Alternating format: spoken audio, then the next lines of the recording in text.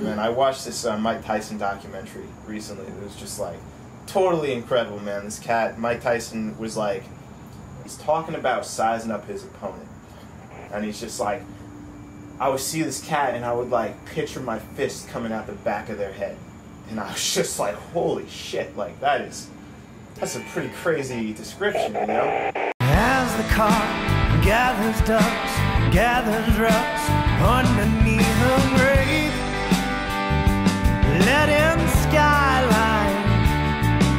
And I think like if you're in a band and you're gonna go out there and like perform, like there's just a certain part of you, you know, when we're opening for someone, you know, and it's not to sound cocky at all, but like I want to go out there and destroy shit. Like that's it. You know what I mean? Like I want to go out there, I want to fucking crush it. I want to make it difficult for the next band to go on.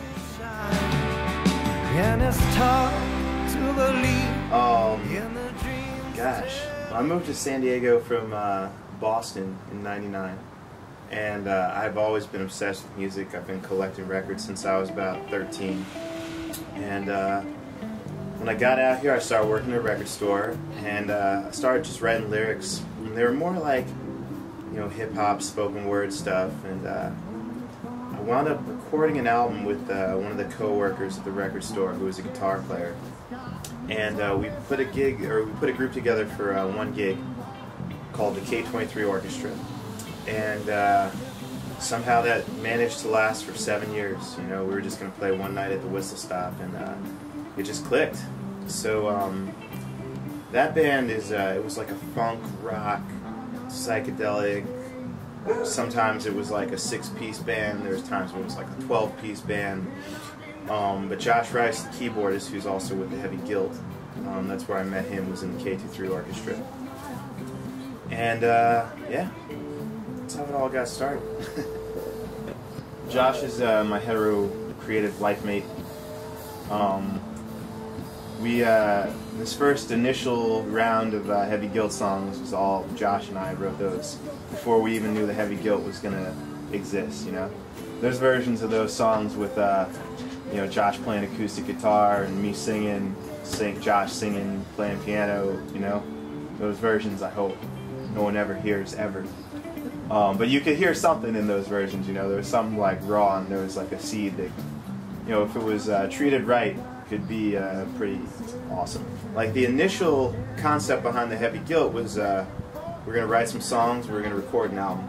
So I wanted to get like top-notch cats that I would consider like session musicians, but like within my budget of nothing, you know. So I called those guys up, and they're, you know, Jason's the best player I've ever known, and Sean's the best guitarist I've ever known. So I was very excited when they were willing to join the group. And Sean used to sit in with the K-23 Orchestra back in the day a lot, and we were always just blown away. He's a uniquely gifted guitar player, man. It's great. It's great to have him aboard. And like the thing about Jason that's like amazing is Jason could play 1,000,000 notes a minute, but he is the tastiest player I know. You know, he just puts it where it needs to be, and he leaves a lot of space and a lot of breathing room, and that's what this band is all about. Is like, you know, we try to create like a big wall of sound because there's 6 of us, and it runs pretty deep, but we try to leave space for everyone to add to that sound, you know. So Jason is an essential element in that leaving of space. Jenny was our Craigslist acquisition. Yeah, she was pretty cool, man. Yeah, we were like Spinal Tap in our initial stages, you know what I mean? We just could not hold on to a drummer. So Jenny was like that, man. When she played with the group, she was like, man, I really want to be in this band because I like your music, you know? And I've never gotten to make music that I enjoy listening to. So it all worked out. Jenny came aboard. She is our youngest member. And it's awesome, man. It's cool. Like, I've been playing music for years. I've never played in a band with a woman.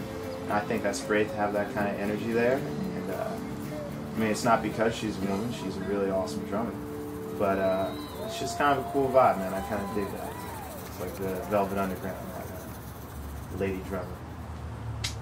Eric kind of kicked our ass into gear because we were like, wow, we found a vocalist who can really, really, really breathed life into those tunes, man. He had that perfect voice for it, you know. It was like, it was uncanny when we met him because it felt like we had been writing these songs for him all along, you know. Like he sung them like they were his, and you know, when that kind of creative lightning strikes, it's difficult if not impossible to ignore, you know. And we were just like, wow, we got something real special, you know.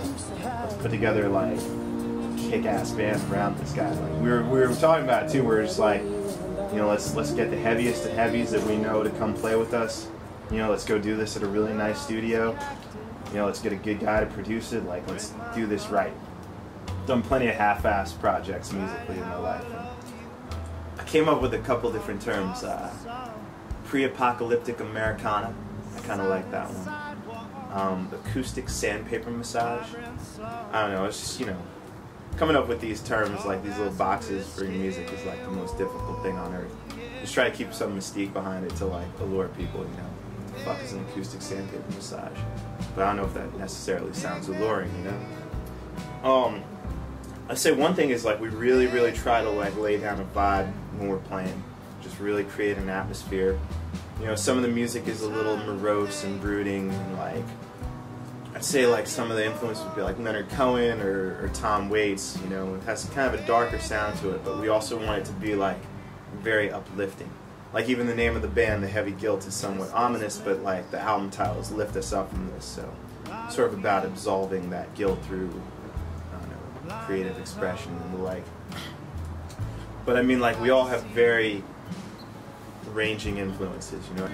This group, like I was saying before, has a lot of space, has choruses, hooks, you know what I mean? Things are repeated, you know, the lyrics are like discernible. They're not like, you know, the K-3 would be like, I'm elated, fascinated, that the world's animated by the mind which has created, setting sun is illustrated, over nature's elevated, highs and savage in the days, and, you know, this group, you're like, you might be like, wow, like there are a lot of words and like there's some imagery and I caught a line but I got stuck there and I missed the rest of it. Like this group, it's like slow and methodical and very deliberate. You hear each word, you know, and you have a chance to like digest them. And I feel like that's the potency of the guilt, you know? Then to me I quake my soul.